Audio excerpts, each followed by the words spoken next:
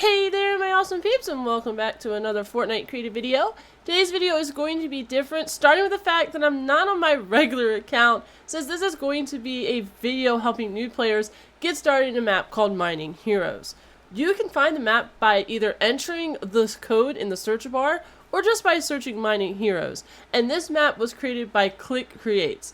So this will cover starting out up to your first prestige, and I will do further on if you guys want. Just let me know in the comments.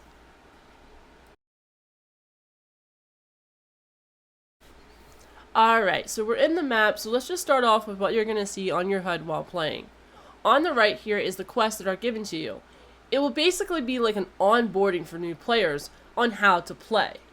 To the left, you'll see a series of icons stacked, with the first one going to be representing how much stone you currently have.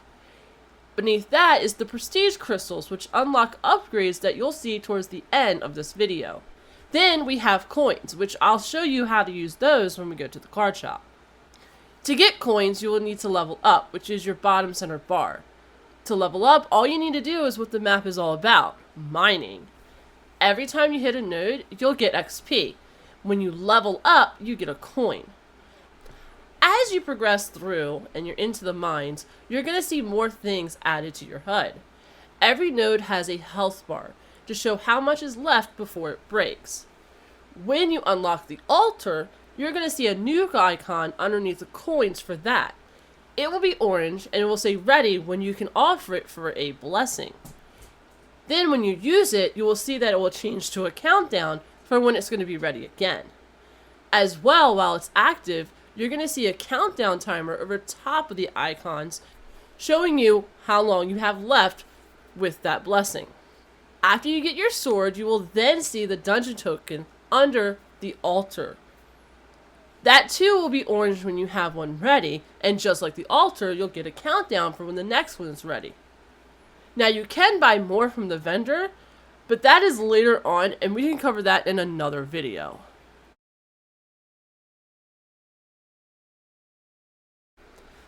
Let's talk about upgrading your strength and power multipliers. When you first start out, you already have 1 strength, but as you're mining, you can spend your stones to upgrade the strength. The own column is how much of that particular pickaxe power tier you have. The next column shows how much hit power it has, followed by the purchase column that shows you how much stone it will cost to upgrade your power. You can change the multiplier of how it upgrades at the top. I personally am a fan of the times 10 early on in the game, but that of course is up to you. Beside the purchase is the multiplier. Now this is as nice as it adds to the overall power of the tier you are upgrading. Now, if you're just starting out, I do recommend to get each of these tiers to 25, buying the 2 multipliers that gives. You don't want to waste your stones on the lower ones until you get all 4 pages up to 25, and all of those multipliers for 25 bought. After you have all 4 done, just start going backwards by however much you wish. I like to get the next multiplier and then unlock it and then go backwards to the next one.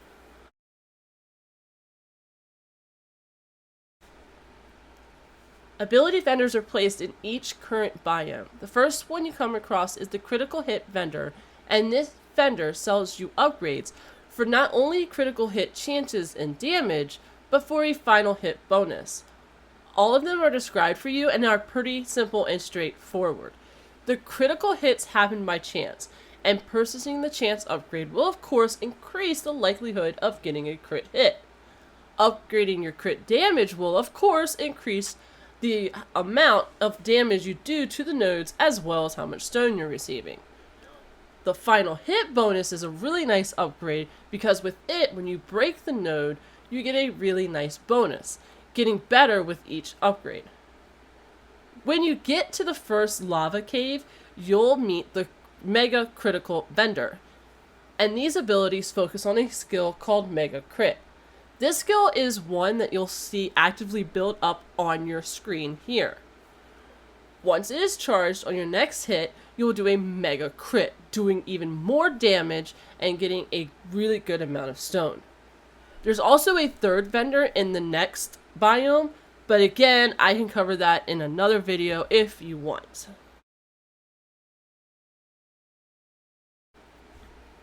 When you get to Cave 2 in the mushroom area, you will get a quest to unlock the More Ore Chance. So this is a great time to break that and the other shop vendors down for you. The More Ore Chance skill is going to give you a higher percentage chance in getting what is called rare ores as you mine. These rare ores are definitely something that you want for when you get to the third cave for artifacts, and we'll cover that a little later. Other than that vendor, you're going to see an AFK vendor, who you can choose to upgrade if you think you will want to sit in the AFK zone to get passive stones. There's also a speed vendor, which is very useful when you're running around in the mines, or maybe even when you do the secret parkour courses. I could cover that in a separate video, but it might be faster if you go check out some other YouTubers like Fallout 815 or T-Rab for those locations. The other vendor around here is a friend bonus. This one I am not going to unlock on this account, as I'm going to be in private lobbies for these videos. But what happens is when you see the effect of the hearts around you, you are near other players and you will be getting some extra stone while mining.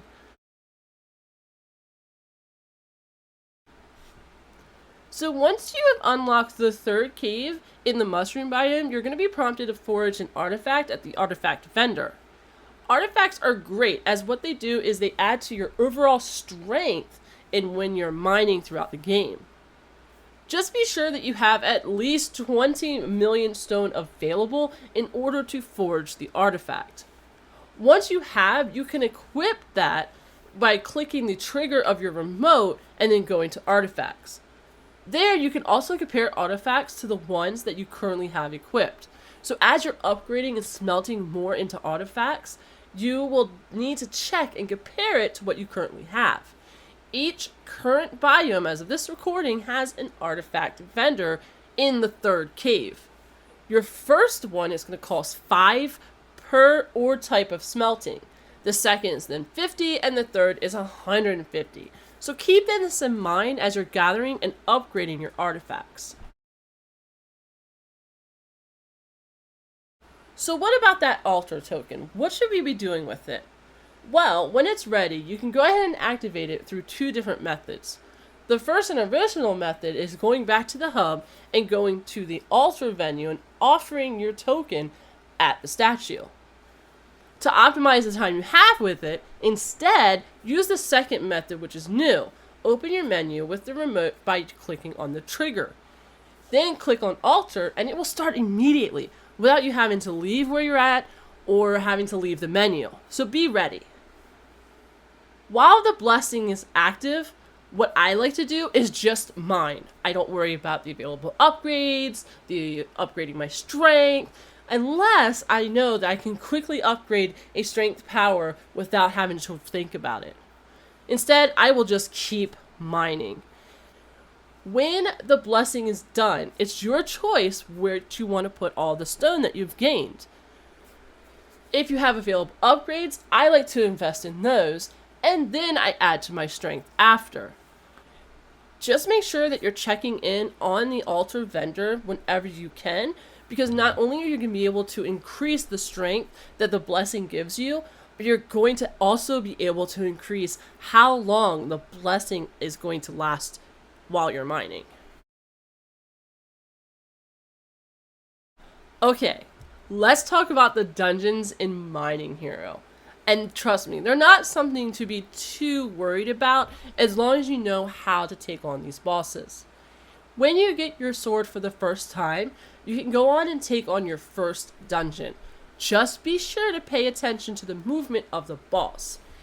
When it turns quickly towards you, it will get ready to attack. You have a slight visual indication of it attacking by an orange area of attack. Just make sure you run out of that area and then rush back in and hit him. I tend to go for about 3 or 4 swings and then get out of the way. If you take damage and you're worried that you're going to be eliminated, just make sure you run off to the side and keep your distance because your health will slowly regen. Once you're back at a decent amount of health, go back in and do the same strategies. Now, at the exit hub button, you can just pickaxe this statue and do damage to the boss. It's not completely flawless, as the boss can still hit you here, but your hits are more consistent. Now that you've completed your dungeon, you're rewarded with a chest, and opening it will grant you some stone and various ores, as well as something unique to dungeons called orbs. You will use the orbs to upgrade your sword, not only easing the dungeon fights, but your sword adds to your overall strength with mining. So be sure to work on the dungeon fights and the sword upgrades to help you progress. You can also unlock more health and how much you regen at the dungeon upgrades.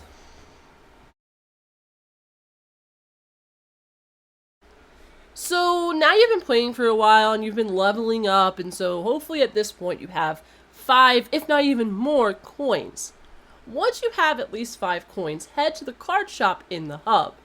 There's 4 chests here. All of them are the same, just your choice of which one you want to open. When you open one, a card will be drawn, and there's 4 tiers of cards: common, rare, epic, and legendary. They can range from sword damage increase, common artifact stat increase, bonus dungeon loot, crit charge increase, cooldowns, and more. While you're at the card shop, be sure to check in on your time reward chest as well. The longer you play, the more you get in stone and rare ores. Now, if you're in the card shop and you draw the same card, it will increase that card's ability level, but it does max out at level 10, so no frowns on drawing duplicates.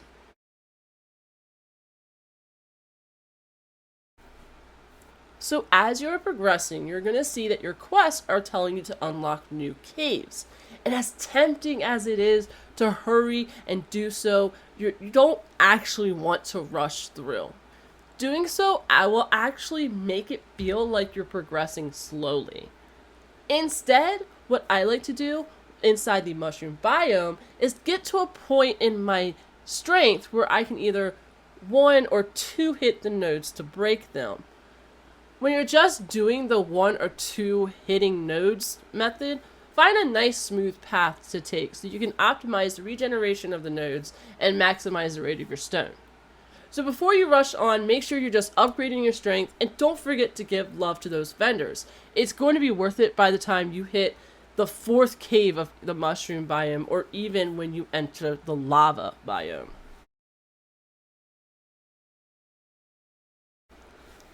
So as you've been playing, you may have noticed that not only have you been unlocking achievements, but that when you unlock caves, it shows a gather bonus.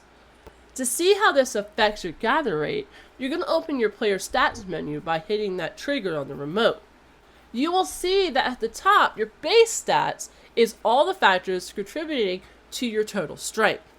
As of this recording, the card bonus is not reflecting and will be fixed in the future. Hopefully by the time you see the video, but I have no idea. You can see how the artifacts you got help as well. Same with the sword upgrades into your total strength. Beneath the base stats, you're going to see bonus stats, which is everything that is contributing to your total gather rate when you mine. This is where unlocking achievements will come in, as well as the areas you have unlocked. As you prestige, you're going to see that reflected here as well. We just haven't done that in this video yet.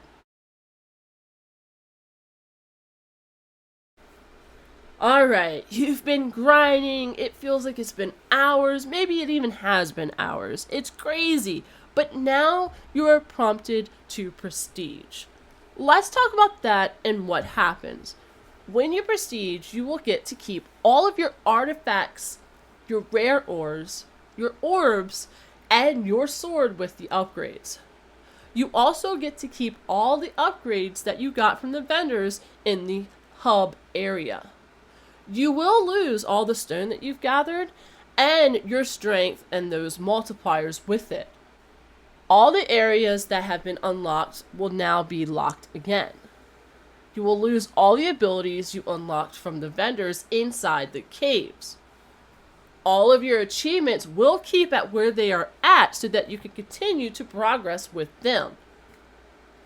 Upon the prestige, you will get some of the prestige crystals I mentioned at the start of the video, as well as a prestige bonus that goes towards your gather rate that I was talking about earlier in your stats screen.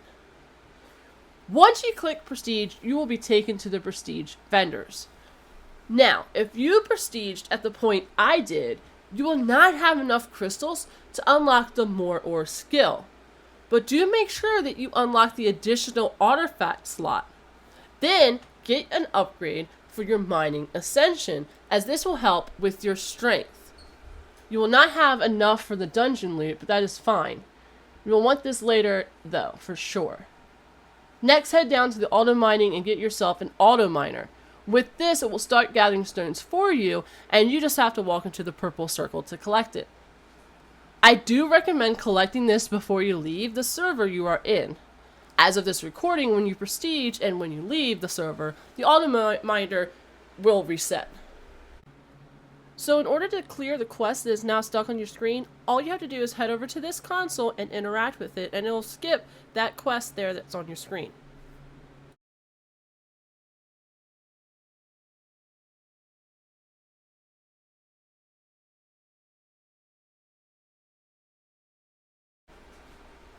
At this point, you basically are starting over again.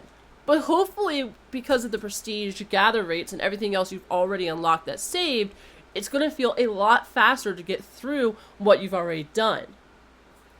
Just keep on top of your strength upgrades and multipliers and vendors, and soon you'll be flying through back to the lava caves or wherever it is you left off. There are more caves, vendors, and a god node further into this map, as well as some soon-to-come features.